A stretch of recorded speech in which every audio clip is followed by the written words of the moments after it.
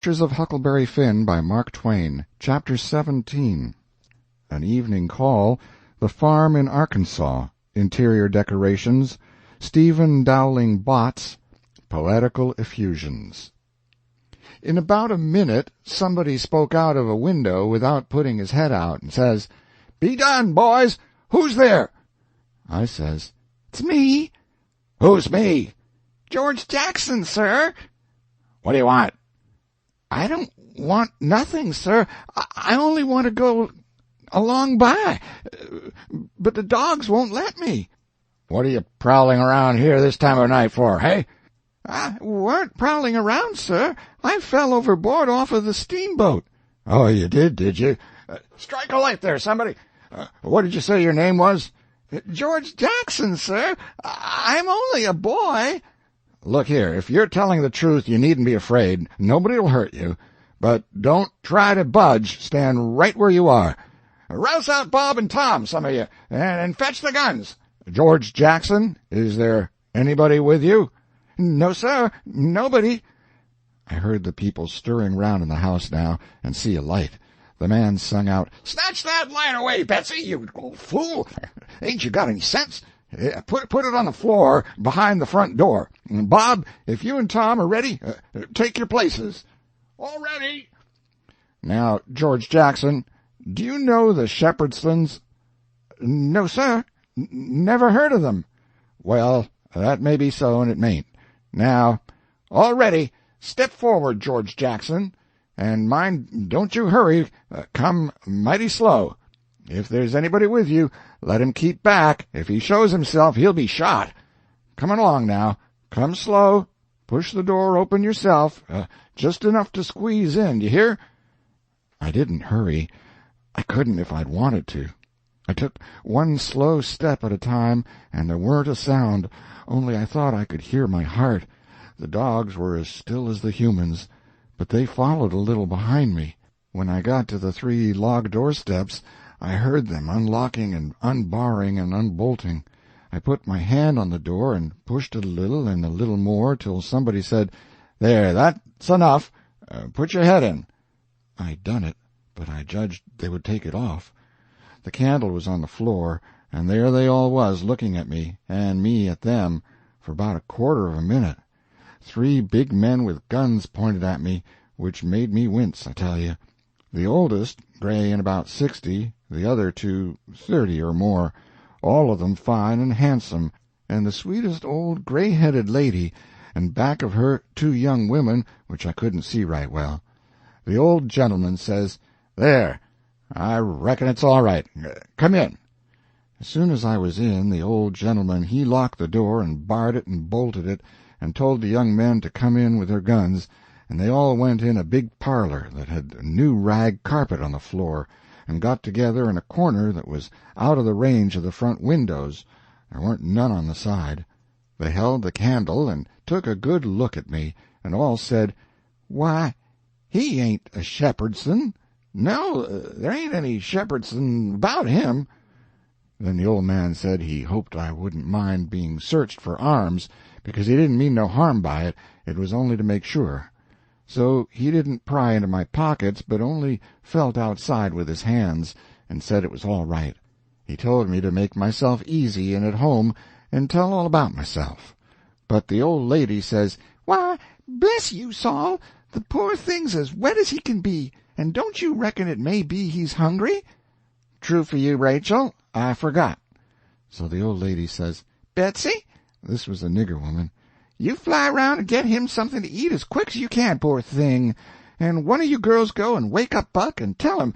Oh, here he is himself. Buck, take this little stranger and get the wet clothes off from him, and dress him up in some of yours that's dry." Buck looked about as old as me, 13 or 14 or along there, though he was a little bigger than me. He hadn't on anything but a shirt, and he was very frowsy-headed. He came in gaping and digging one fist into his eyes, and he was dragging a gun along with the other one. He says, "Ain't they no Shepherdsons around?" They said no, 'twas a false alarm. "Well," he says, "if they'd have been some, I reckon I'd got one." They all laughed, and Bob says, "Why, Buck, They might have scalped us all. You've been so slow in coming." "Well, nobody come after me, and it ain't right I'm always kept down. I don't get no show." "Never mind, Buck, my boy," says the old man. "You'll have show enough, all in good time. Don't you fret about that. Go 'long with you now, and do as your mother told you." When we got upstairs to his room, he got me a coarse shirt and a roundabout and pants of his, and I put them on. While I was at it, he asked me what my name was, but before I could tell him, he started to tell me about a blue jay and a young rabbit he had catched in the woods day before yesterday, and he asked me where Moses was when the candle went out, and I said I didn't know. I hadn't heard about it before, no way. "Well, guess," he says. "How am I going to guess," says I, "when I never heard tell of it before?" "But you can guess, can't you? It's just as easy." "Which candle?" I says. "Why, any candle," he says. "I don't know where he was," says I. "Where was he?" "Why, he was in the dark, that's where he was." "Well, if you knowed where he was, what'd you ask me for?" "Why, blame it, it's a riddle, don't you see? Say, how long are you going to stay here? You got to stay always. We can just have boomin' times. They don't have no school now. Do you own a dog? I've got a dog, and he'll go in the river and bring out chips that you throw in. Do you like to comb up Sundays and all that kind of foolishness? You bet I don't, but Mom, she makes me. Confound these old breeches. I reckon I'd better put 'em on, but I'd rather not. It's so warm. Are you all ready? All right. Come along, old hoss." Cold corn pone, cold corned beef, butter and buttermilk, that is what they had for me down there, and there ain't nothing better that ever I've come across yet. Buck and his ma and all of them smoked cob pipes, except the nigger woman, which was gone, and the 2 young women. They all smoked and talked, and I eat and talked. The young women had quilts around them, and their hair down their backs. They all asked me questions, and I told them how Pap and me and all the family was living on a little farm down at the bottom of Arkansas, and my sister Mary Ann run off and got married and never was heard of no more, and Bill went to hunt them, and he warn't heard of no more, and Tom and Mort died, and then there warn't nobody but just me and Pap left, and he was just trimmed down to nothing on account of his troubles. So when he died, I took what there was left, because the farm didn't belong to us, and started up the river, deck passage, and fell overboard, and that was how I come to be here. So they said I could have a home there as long as I wanted it. Then it was most daylight, and everybody went to bed, and I went to bed with Buck, and when I waked up in the morning, drat it all, I had forgot what my name was. So I laid there about an hour trying to think, and when Buck waked up, I says, "Can you spell, Buck?" "Yes," he says. "I bet you can't spell my name," says I. "I bet you what you dare I can," says he. "All right," says I. "Go ahead. George, Jackson. There now," he says. "Well," says I, "you done it, but I didn't think you could. It ain't no slouch of a name to spell, right off, without studying." I set it down, private, because somebody might want me to spell it next, and so I wanted to be handy with it and rattle it off like I was used to it. It was a mighty nice family and a mighty nice house, too. I hadn't seen no house out in the country before that was so nice and had so much style. It didn't have an iron latch on the front door, nor a wooden one with a buckskin string, but a brass knob to turn, the same as houses in town. There weren't no bed in the parlor, nor a sign of a bed, but heaps of parlors in towns has beds in them. There was a big fireplace that was bricked on the bottom, and the bricks was kept clean and red by pouring water on them and scrubbing them with another brick. Sometimes they washed them over with red water paint that they call Spanish brown, same as they do in town. They had big brass dog-irons that could hold up a saw log. There was a clock in the middle of the mantelpiece, with a picture of a town painted on the bottom half of the glass front, and a round place in the middle of it for the sun, and you could see the pendulum swinging behind it. It was beautiful to hear that clock tick, and sometimes when one of these peddlers had been along and scoured her up and got her in good shape, she would start in and strike 150 before she got tuckered out. They wouldn't took any money for her. Well, there was a big outlandish parrot on each side of the clock, made out of something like chalk and painted up gaudy. By one of the parrots was a cat made of crockery, and a crockery dog by the other, and when you pressed down on them they squeaked, but didn't open their mouths nor look different nor interested. They squeaked through underneath. There was a couple of big wild turkey wing fans spread out behind those things. On the table in the middle of the room was a kind of a lovely crockery basket that had apples and oranges and peaches and grapes piled up in it, which was much redder and yellower and prettier than real ones is, but they weren't real because you could see where pieces had got chipped off and showed the white chalk, or whatever it was, underneath. This table had a cover made out of beautiful oilcloth with a red and blue spread-eagle painted on it, and a painted border all around. It come all the way from Philadelphia, they said. There was some books, too, piled up perfectly exact on each corner of the table. One was a big family Bible full of pictures. One was Pilgrim's Progress, about a man that left his family, didn't say why. I read considerable in it now and then. The statements was interesting, but tough. Another was Friendship's Offering, full of beautiful stuff and poetry, but I didn't read the poetry. Another was Henry Clay's speeches, and another was Dr. Gunn's Family Medicine, which told you all about what to do if a body was sick or dead. There was a hymn book and a lot of other books.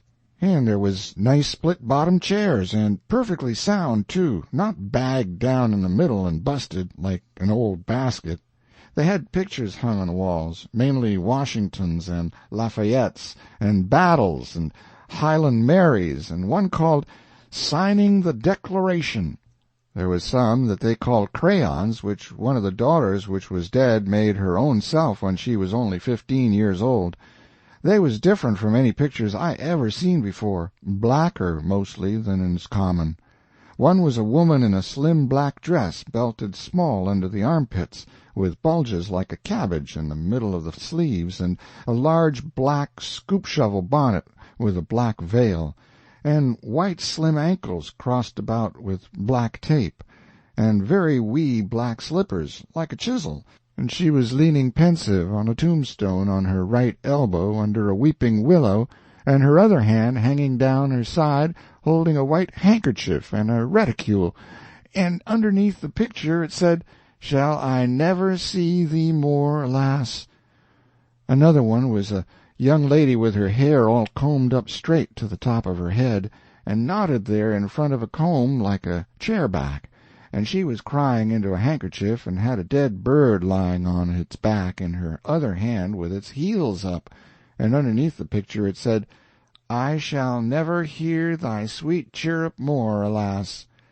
There was one where a young lady was at a window looking up at the moon, and tears running down her cheeks, and she had an open letter in one hand with black sealing-wax showing on one edge of it, and she was mashing a locket with a chain to it against her mouth, and underneath the picture it said, "And art thou gone? Yes, thou art gone, alas." These was all nice pictures, I reckon, but I didn't somehow seem to take to them, because if ever I was down a little, they always give me the fantods. Everybody was sorry she died, because she had laid out a lot more of these pictures to do, and a body could see by what she had done what they had lost. But I reckon that with her disposition she was having a better time in the graveyard. She was at work on what they said was her greatest picture when she took sick, and every day and every night it was her prayer to be allowed to live till she got it done, but she never got the chance. It was a picture of a young woman in a long white gown standing on the rail of a bridge, all ready to jump off, with her hair all down her back, and looking up to the moon, with the tears running down her face, and she had 2 arms folded across her breast, and 2 arms stretched out in front, and 2 more reaching up towards the moon, and the idea was to see which pair would look best, and then scratch out all the other arms. But, as I was saying, she died before she got her mind made up, and now they kept this picture over the head of the bed in her room, and every time her birthday come they hung flowers on it. Other times it was hid with a little curtain. The young woman in the picture had a kind of a nice sweet face, but there was so many arms it made her look too spidery, seemed to me. This young girl kept a scrapbook when she was alive, and used to paste obituaries and accidents and cases of patient suffering in it out of the Presbyterian Observer, and write poetry after them out of her own head. It was very good poetry. This is what she wrote about a boy by the name of Stephen Dowling Botts that fell down a well and was drowned. Ode to Stephen Dowling Botts, deceased. And did young Stephen sicken, and did young Stephen die, and did the sad hearts thicken, and did the mourners cry? No, such was not the fate of young Stephen Dowling Botts. Though sad hearts round him thickened, 'twas not from sickness shots. No whooping cough did rack his frame, nor measles drear with spots. Not these impaired the sacred name of Stephen Dowling Botts. Despised love struck not with woe that head of curly knots, nor stomach troubles laid him low, young Stephen Dowling Botts. Oh, no, then list with tearful eye, whilst I his fate do tell. His soul did from this cold world fly by falling down a well. They got him out and emptied him. Alas, it was too late. His spirit was gone for to sport aloft in the realms of the good and great. If Emmeline Grangerford could make poetry like that before she was 14, there ain't no telling what she could have done by and by. Buck said she could rattle off poetry like nothing. She didn't ever have to stop to think. He said she could slap down a line, and if she couldn't find anything to rhyme with it, would just scratch it out and slap down another one and go ahead. She warn't particular. She could write about anything you choose to give her to write about, just so it was sadful. Every time a man died, or a woman died, or a child died, she would be on hand with her tribute before he was cold. She called them tributes. The neighbors said it was the doctor first, then Emmeline, and then the undertaker. The undertaker never got in ahead of Emmeline but once, and then she hung fire on a rhyme for the dead person's name, which was Whistler. She weren't ever the same after that. She never complained, but she kinder pined away and did not live long. Poor thing! Many's the time I made myself go up to the little room that used to be hers, and get out her poor old scrapbook and read it when her pictures had been aggravating me and I had soured on her a little. I liked all that family, dead ones and all, and weren't going to let anything come between us. Poor Emmeline made poetry about all the dead people when she was alive, and it didn't seem right that there warn't nobody to make some about her now she was gone. So I tried to sweat out a verse or two myself, but I couldn't seem to make it go somehow. They kept Emmeline's room trim and nice, and all the things fixed in it just the way she liked to have them when she was alive, and nobody ever slept there. The old lady took care of the room herself, though there was plenty of niggers, and she sewed there a good deal and read her Bible there mostly. Well, as I was saying about the parlor, there was beautiful curtains on the windows, white, with pictures painted on them of castles with vines all down the walls, and cattle coming down to drink. There was a little old piano, too, that had tin pans in it, I reckon, and nothing was ever so lovely as to hear the young ladies sing "The Last Link is Broken" and play "The Battle of Prague" on it. The walls of all the rooms was plastered, and most had carpets on the floors, and the whole house was whitewashed on the outside. It was a double house, and the big open place betwixt them was roofed and floored, and sometimes the table was set there in the middle of the day, and it was a cool, comfortable place. Nothing couldn't be better, and warn't the cooking good, and just bushels of it, too. End of chapter 17.